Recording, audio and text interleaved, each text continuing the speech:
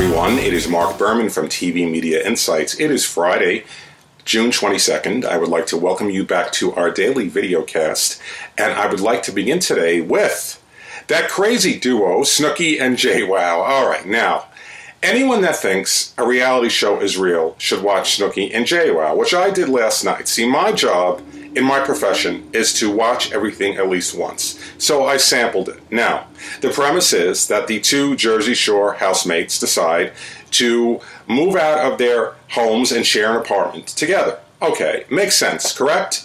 But as they're about to take their really cool apartment, Snooki announces to Jwoww that she is engaged to boyfriend Gianni and that she is pregnant. So, logically, if she's engaged and pregnant, why is she moving in with Jwoww? Because that's the premise of the show. They set up the situations and they let things happen. That's the way these reality shows work. So the next time you watch the Kardashians, keep that in mind. Now, I do not have any overnight results yet for Snooki and Jwoww. Hopefully, I will have some news later in the day. And as a reminder, the way cable works, and it's a little frustrating, I have to be honest, every morning, for example, it's Friday morning, so I will get the Thursday overnights from the broadcast networks, normally at about 8:30 in the morning. I write up the numbers, I keep in mind what I think the demographics are going to look like, and I give you an analysis. I have to wait until the cable networks decide to send me something, and it's at the discretion of the cable networks, and they're not going to send anything if the ratings aren't good.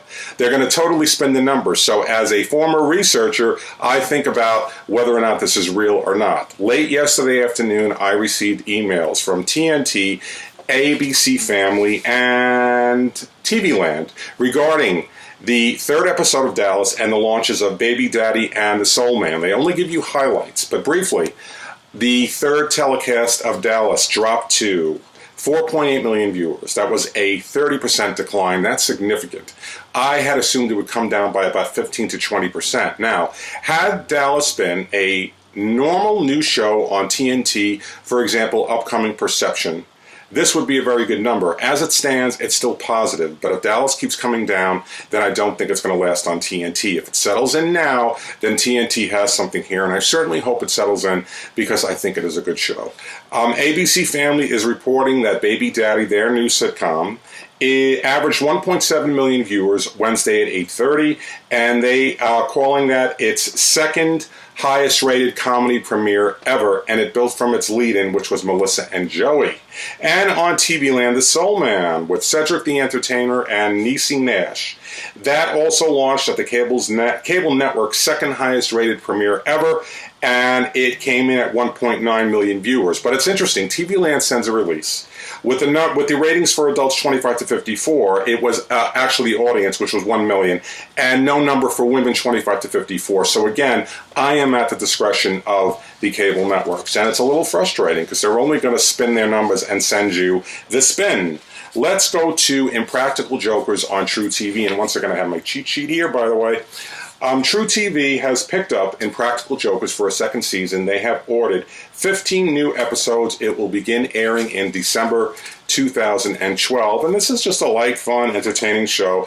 Not, I've seen better, I've seen worse. In the world of ratings, I have the updated network talk show scorecard. Every week it's the same thing. It's like I'm repeating myself. The bottom line is The View is the top rated of the quartet of network daytime talkers, which will be a trio very shortly because the revolution is exiting, although we will have Good Afternoon America on ABC. But The View, as always, was top rated. Second was The Talk on CBS, which was up slightly year to year.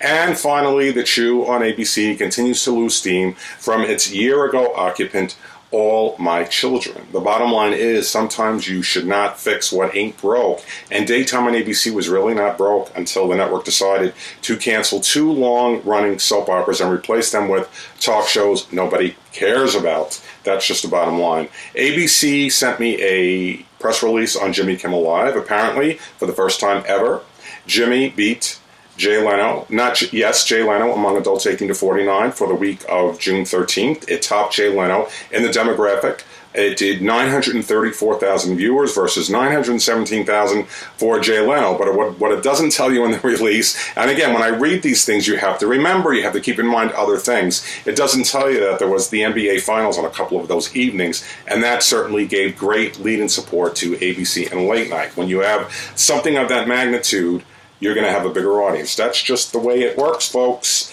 Let's go to some scheduling highlights this weekend. Now, tonight is the third telecast of Whitney and Community on NBC in the Friday 8 o'clock hour.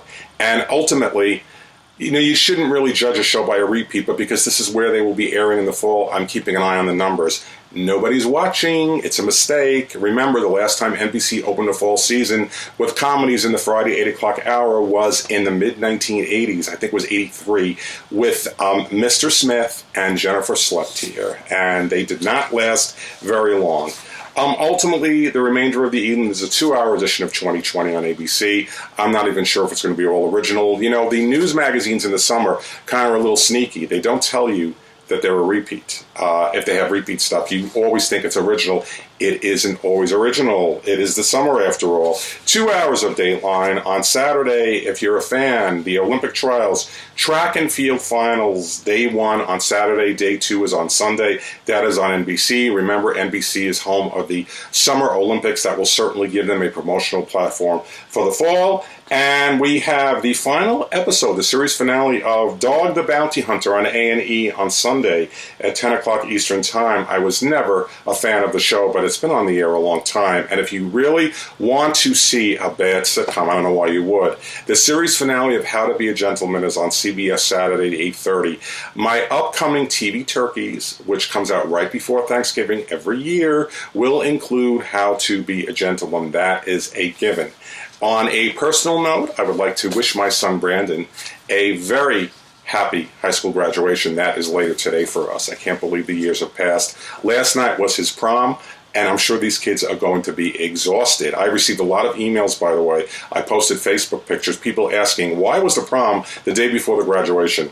I don't know. I don't plan it. But it kind of reminds me of TV shows that had high school graduations. I remember on Happy Days when the gang graduated from high school, including Fonzie, who at the time in real life, Henry Winkler, was about 30. So keep that in mind. And that is our video cast for this 22nd day in June. I hope everybody has a great weekend.